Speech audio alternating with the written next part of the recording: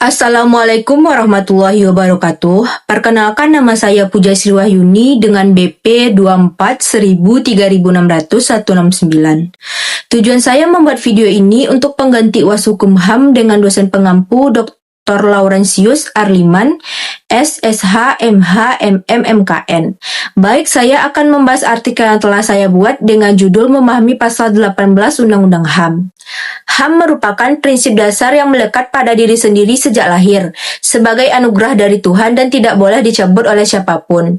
Dalam kehidupan bermasyarakat dan bernegara, setiap orang memiliki hak dan kewajiban yang harus dihormati oleh sesama warga maupun oleh negara. Salah satu hak yang sangat penting adalah hak atas keadilan dan perlindungan HAM. Pasal ini menegaskan bahwa setiap orang yang ditangkap, ditahan, atau dituntut karena disangka melakukan kejahatan tetap dianggap tidak bersalah sebelum ada putusan pengadilan yang sah. Prinsip ini dikenal dengan istilah azas praduga tak bersalah. Selain itu, pasal 18 juga menjelaskan tentang hak-hak lain, seperti tidak boleh diadili dua kali untuk perkara yang sama, bertujuan agar proses hukum berjalan dengan adil, transparan, dan manusiawi. Memahami isi pasal 18 ini penting agar masyarakat tahu bahwa hukum tidak hanya menghukum, tetapi juga mengadili. Dengan demikian, keadilan bisa dirasakan oleh setiap orang tanpa memandang status, jabatan, maupun ekonomi. 1. Makna pasal 18 dan prinsip praduga tak bersalah. Pasal 18 Undang-Undang HAM menyatakan bahwa setiap orang yang ditangkap, ditahan, dan dituntut karena disangka melakukan tindakan pidana berhak dianggap tidak bersalah sebelum adanya putusan pengadilan yang sah. Makna utama dari prinsip ini adalah untuk menjaga keseimbangan antara kepentingan penegakan hukum dan perlindungan hak asasi manusia. Setiap individu tanpa terkecuali memiliki hak yang sama untuk mendapatkan perlakuan yang adil, manusiawi, dan bermartabat selama proses hukum berlangsung.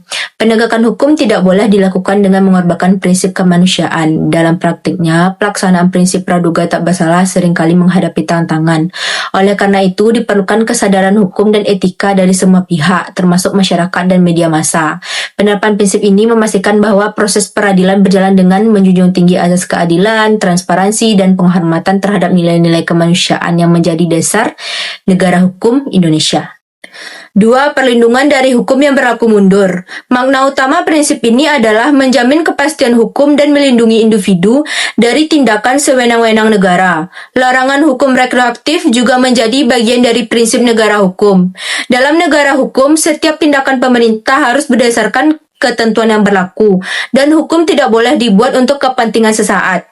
Dengan demikian, penerapan prinsip larangan hukum retroaktif tidak hanya menjamin keadilan, tetapi juga memperkuat integritas. Prinsip ini menegaskan bahwa hukum harus berpihak pada keadilan dan kemanusiaan, bukan pada kekuasaan. 3. Penerapan hukum yang paling menguntungkan tersangka.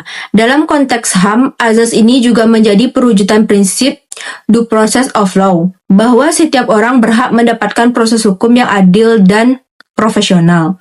Negara harus memastikan bahwa perubahan hukum tidak menjadi alat politik untuk menindas, melainkan untuk menegakkan keadilan. Sebagai contoh, undang-undang baru menetapkan hukum yang lebih ringan, maka pelaku berhak memperoleh pengurangan hukuman. Dengan demikian, azas ini berperan penting dalam mewujudkan keseimbangan. Azas Lake Monitor menunjukkan bahwa hukum bukan hanya alat pengendali sosial, tetapi juga sarana pembina dan perlindungan manusia. Penerapan azas ini menegaskan bahwa tujuan akhir hukum adalah keadilan, bukan pembalasan, sesuai dengan nilai-nilai kemanusiaan yang diatur dalam Undang-Undang HAM. 4. Hak mendapatkan bantuan hukum. Bantuan hukum menjadi penting karena tidak semua orang memahami sistem peradilan atau memiliki kemampuan untuk membela diri. Keberadaan penasihat hukum atau pengacara menjamin hak-hak tersangka terlindungi dari tindakan sewenang-wenang aparat selama proses hukum. Negara memiliki tanggung jawab untuk menyediakan bantuan hukum. Selain pendampingan di pengadilan, bantuan hukum juga mencakup penyuluhan, mediasi, dan advokasi bagi masyarakat yang menghadapi pelanggaran HAM. Dengan demikian, negara wajib memastikan bahwa tidak ada warga yang kehilangan hak hukumnya hanya karena keterbatasan ekonomi atau pengetahuan. 5. Larangan diadili 2 kali atas perkara yang sama. Azas nebis is indem adalah prinsip hukum yang melarang seseorang diadili atau dihukum 2 kali atas perkara yang sama. Makna dari azas ini untuk memberikan kepastian hukum dan perlindungan terhadap hak individu. Tanpa azas ini, seseorang bisa terus-menerus menjadi objek penuntutan untuk kasus yang sama, yang tentu akan melanggar prinsip keadilan dan kemanusiaan. Azas ini merupakan perlindungan hukum penting bagi warga negara. Ia menegaskan bahwa hukum harus final, adil, dan tidak boleh digunakan sebagai alat balas dendam terhadap seseorang. 6. Tantangan dan kenyataan di lapangan. Walaupun prinsip-prinsip hukum dan HAM telah diatur secara jelas dalam Undang-Undang Nomor 39 Tahun 1999, pelaksanaannya di lapangan masih jauh dari sempurna. Banyak kasus pelanggaran HAM yang menunjukkan bahwa prinsip-prinsip seperti praduga tak bersalah dan hak atas bantuan hukum belum sepenuhnya diterapkan. Salah satu tantangan utama adalah rendahnya kesadaran HAM. Masih sering terjadi penyiksaan terhadap tersangka, penahanan tanpa dasar hukum, dan kriminalisasi terhadap kelompok tertentu. Hal ini menunjukkan lemahnya pengawasan terhadap pelaksanaan hukum. Selain itu, keterbatasan akses terhadap bantuan hukum masih menjadi masalah besar, terutama bagi masyarakat miskin. Media massa dan opini publik juga sering memperburuk situasi dengan menilai seseorang bersalah sebelum pengadilan memutuskan. Fenomena ini mengerus prinsip praduga tak bersalah dan menciptakan penghakiman sosial yang tidak adil.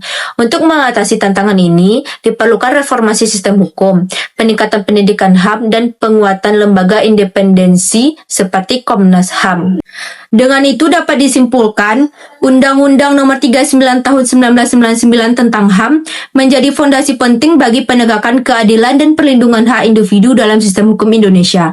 Prinsip-prinsip seperti praduga tak bersalah, larangan hukum retroaktif, azas leg monitor, hak atas bantuan hukum, dan larangan diadili 2 kali. Semuanya bertujuan menjamin proses hukum yang adil, manusiawi, dan berkeadilan.